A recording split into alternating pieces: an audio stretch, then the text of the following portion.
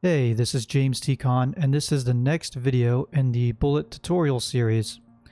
Now, in the last video, we were looking at basic collision detections in bullet, and it looks something like this.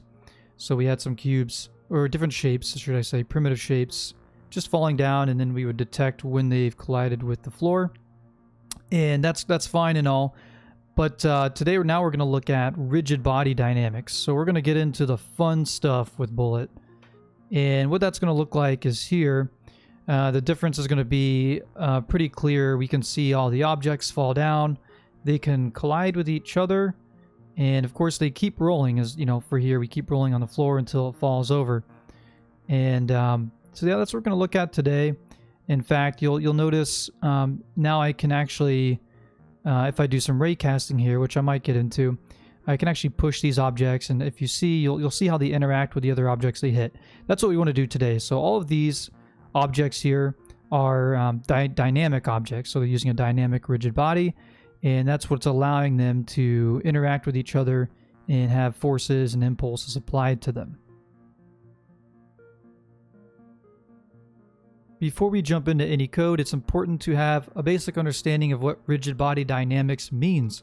So we're looking at the bullet user manual, and what we can see here is that the rigid body dynamics is implemented on top of the collision detection module, and that is what we used in the previous video. Now with rigid body dynamics, we also have forces, mass, inertia, velocity, and constraints. One of the key things to understand about rigid bodies is with bullet you have three different types. You have dynamic rigid bodies. Now these have a positive mass. In every frame, the dynamics world, or bullet, is going to update the position of those rigid bodies. This is a key thing to remember when you're using a dynamic rigid body, is that one, they move, and two, they're part of the simulation. So bullet is going to move them, and then you update the position of that object in your game. So you do not update the position anymore. Bullet will control that. So that's a very important thing to remember when using a dynamic body. And then we have next static rigid bodies. These have zero mass, and they cannot move, but they can collide. So this is in the previous video that I had up, we had primitive shapes falling with gravity. That was dynamic rigid bodies. And then we also had a ground, which they were colliding with. That was a static floor. And collision detection for static objects is more performant.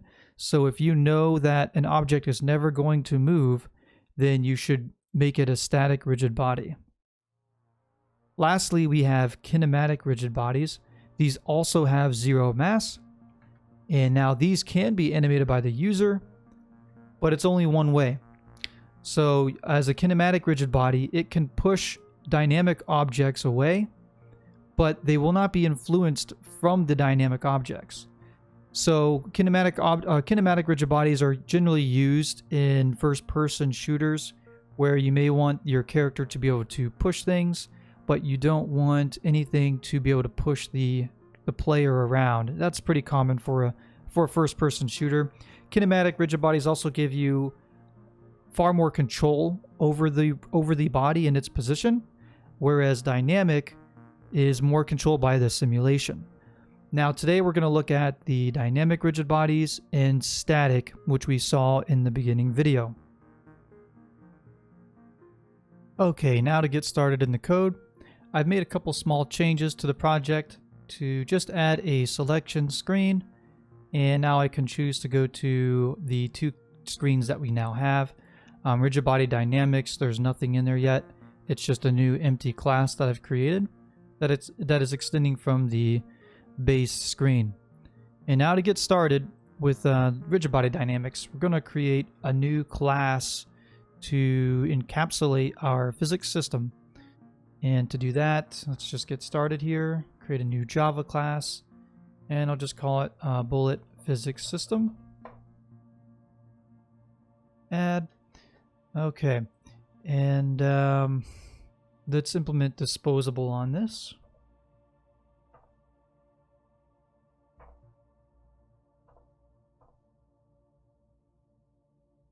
All right, And now I'm going to bring over a couple things, some of the default kind of classes that we need for the bullet physics. Some of these you've probably already seen in the previous video, and we'll talk about them in a minute here. So what I'm bringing in is we have this BT Dynamics world, and this is the kind of the wrapper for our whole physics simulation. So as you can see, it's going to store all the collision objects and provides an interface for querying. We have our collision configuration, and there's different things that you can change with this, but it has our default collision algorithms, a manifold, pool size, and allocator size. So with this, we usually can get away with using the default collision configuration, which we'll be using here, but this is just good to know. We also have our dispatcher, and I think we talked about this in the previous video, but our dispatcher is going to handle iterating over each pair of collision objects, searching for the right algorithm for that collision, and then executing the collision detection. Now we also have this BT broad phase interface. So the broad phase provides basically our axis aligned bounding box overlap. And there's different phases that you can use, broad phase, narrow phase. Generally, we can get away with just using this broad phase interface, which we'll see in a moment. I think it's the DBVT broad phase. We'll get into that when we construct all of these. And we have our constraint solver. Again, we'll be just using the default bullet sequential constraint solver for this, which we'll see in a moment. So let's go ahead and get a constructor going here.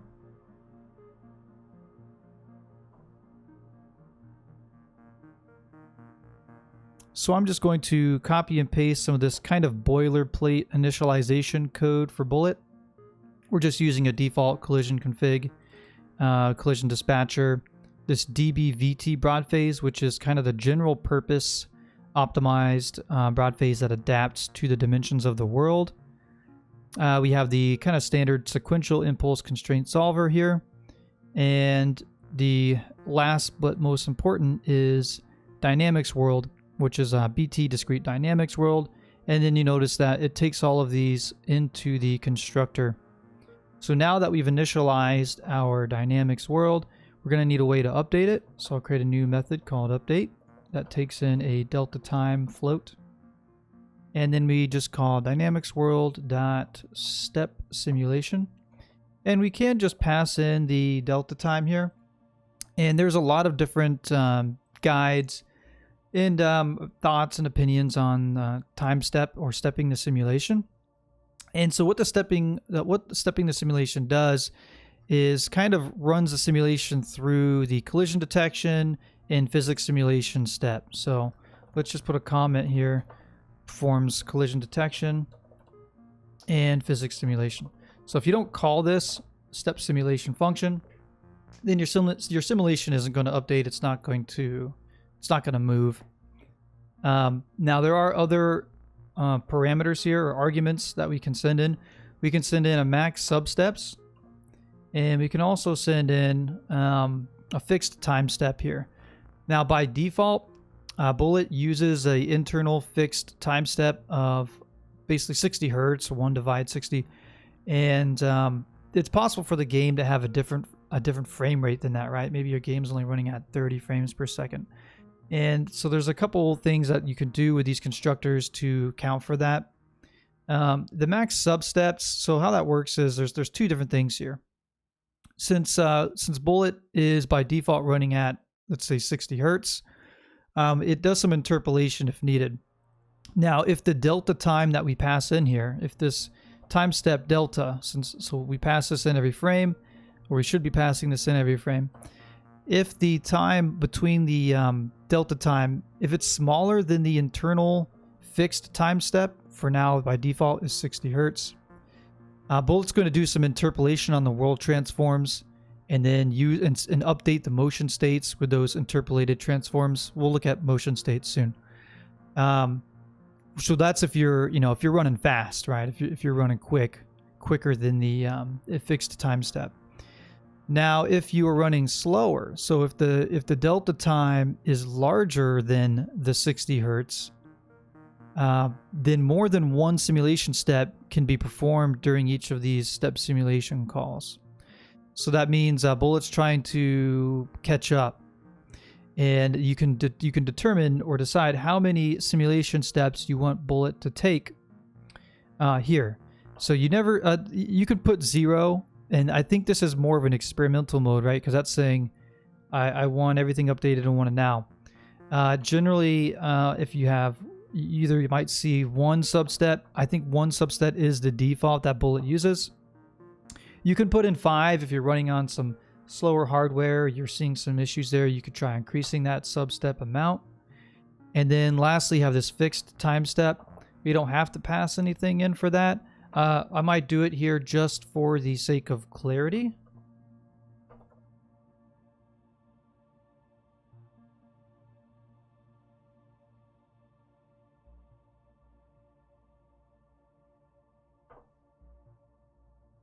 And so that's what that looks like there. If I switch this back to a 1, we're now simulating the default parameters that Bullet would use anyways. Now we're also going to bring in a method for adding a body to the world. And this is going to take in a BT rigid body.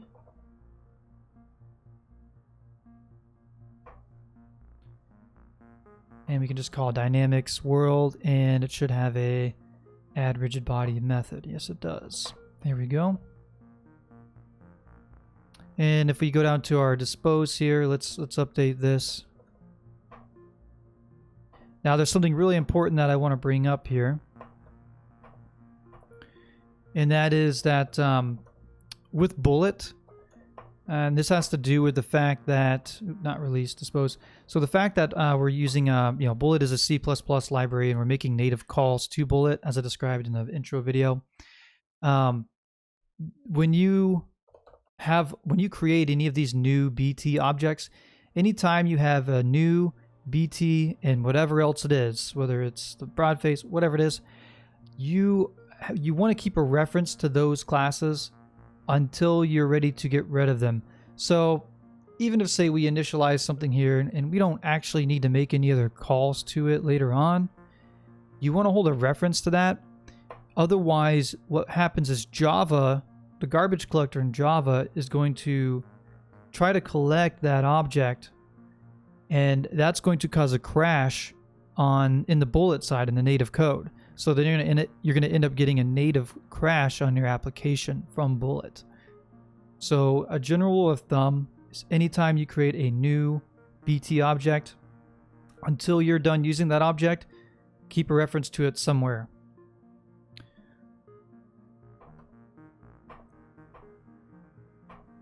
Okay, so we've got our dispose here. And so yeah, that's looking good. Let's just try to get a basic kind of floor, let's try to get a static rigid body floor into the world. Before we can add the floor, I'm going to head over to our base screen class, and we need to actually bring in this new Bullet physics system.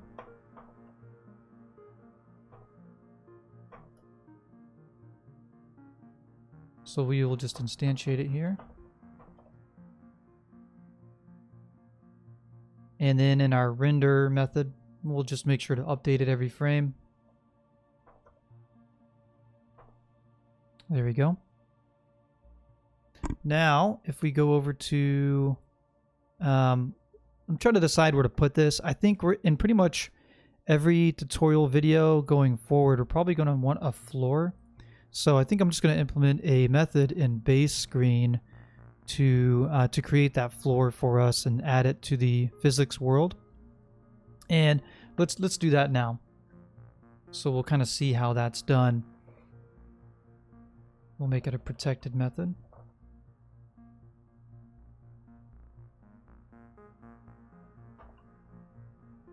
If I could type. Okay. And I'm going to copy over some code, some very kind of generic code that we've seen already, just to create and instantiate our floor. but then we'll go over kind of some of the specific stuff after that. And let's add some parameters here so that we can customize the floor size later. There we go. So, you know, I won't talk about this because we did it in the previous video, but we're creating the gist is we're creating a new floor model and we're creating a BT box shape of that. And now here's what's going to differ from the previous videos. Now we're going to create a rigid body instead. So now what we'll need to do that is we call BT rigid body dot, we need this rigid body construction info.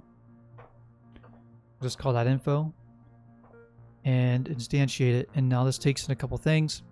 Mass. So since this is a static object, we give it 0 mass, which is what tells the system, or what tells Bullet that this is a static object. For now, we're not going to need a motion state, so we can leave that null. We have the BT box shape, pass in. And the inertia, it's a static object, so we can just pass in 0, vector3, 0 for inertia. Now we'll actually instantiate the rigid body itself. And that takes in that construction info. And then we can take the rigid body and set the world transform to the transform of the floor model. Because right up on this line, I've actually moved the floor model very slightly. I've moved it downwards. And so we'll just apply that to the body as well. And so we have this render instances array, which is going to handle the rendering for us. So let's just add the floor instance to that. And now lastly, we call our physics system and add this new rigid body that we've created. So we've got this new method. Let's head over to the rigid body physics class. This is just a new screen that I've created extending from the base screen. And we're going to call create floor. And let's see, what did we use last time for our floor size? Let's find it here, create floor. So we did 21 and 20. Let's just use the same for now. And launch the application.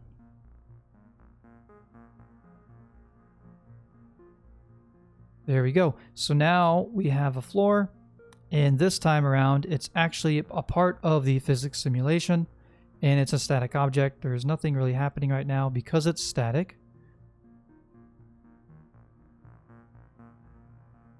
Next up, we're going to create the objects that are going to fall and collide with our static floor.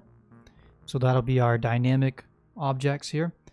And let's just create a method here. Create boxes or create objects. Let's call it create objects. And I'm going to pretty much copy over. We've already done most of the work here.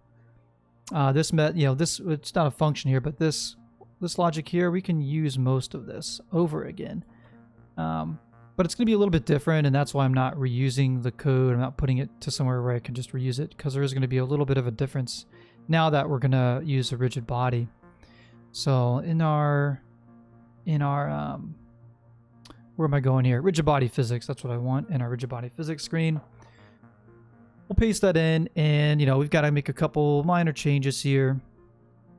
So let's take a look. We've got, we're not using this anymore, this game objects array. That was only for the previous video. But we are going to need to get that constructor info going. So first, let's actually create a vector3 here, call it a local inertia. We're going to need this in a minute.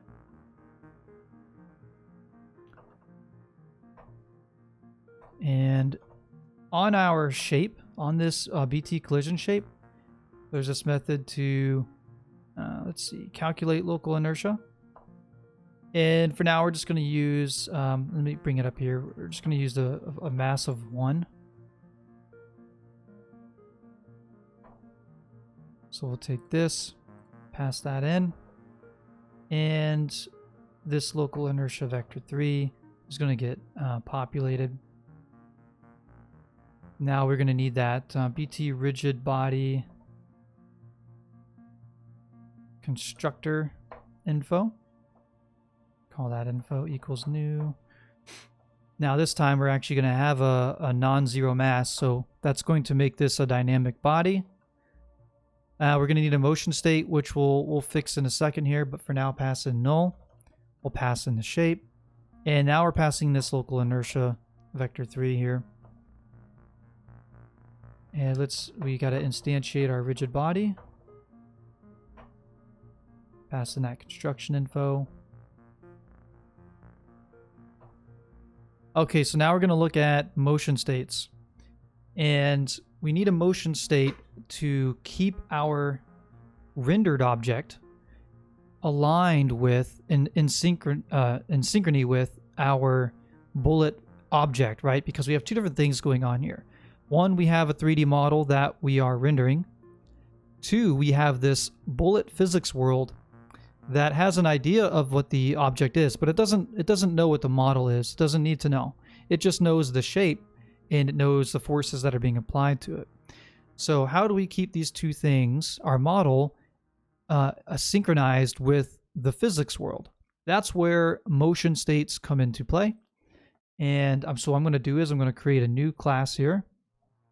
Call it motion state. And it's going to extend from BT motion state. And now we should have we should be able to override the two methods here, this get world transform and a set world transform. And I'm going to add a matrix 4 transform here. And this transform is going to be referencing the model's transform. So what we'll do is when Bullet asks to get the world transform of the model, it's going to pass in this matrix 4 to this method. And then it's our job to populate or update this matrix 4 with the model's transform.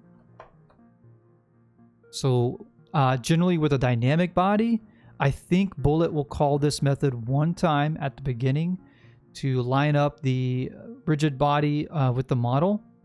And then after that, Bullet won't be checking this anymore for the dynamic body. Instead, it's going to be going to this set world transform. So it's going to be telling the model how it should be positioned based on the physics simulation. So in that case, now we actually take the model's transform and we set the world transform that Bullet has determined on that model. And that's the basic idea with these motion states, is just to keep your model synchronized. Now with kinematic, they kind of work in the opposite direction, where on a kinematic object, because you as the developer, you are controlling the position of it. And in that case, with kinematic, Bullet's actually going to request the world transform from you instead of telling you what it is. And now, so let's go back now that we have this motion state class, and we'll want to instantiate that.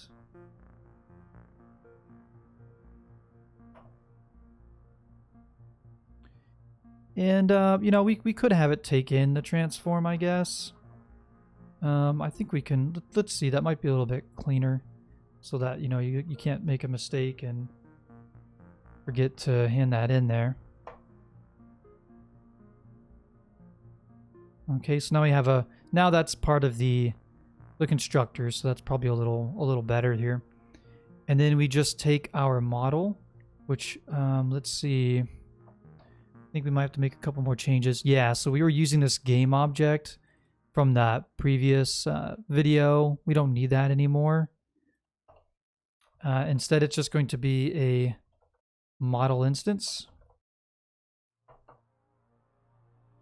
And we'll still call it box, model instance box, and we'll just create a new model instance here. And we'll pass in so model builder.end, which is going to give us the model. And so yeah, I don't think we need this line anymore. Again, that was from the first video. But now we need that transform here. So we need the model instances transform. And so we pass that into this constructor. And then on the body, we can now set the motion state and pass in our motion state object that we have here. So now we have the render instance to render that box, but we also have to add it to our physics system. There we go. And I think we have, I think we have everything we need here.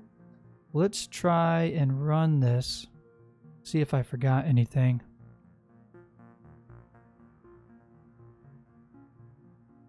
Perfect, there we go. So we can see now that the models are moving with the world. So Bullet is controlling the position of it, and Bullet is telling the model where to be via the motion state. And that's what we're seeing here.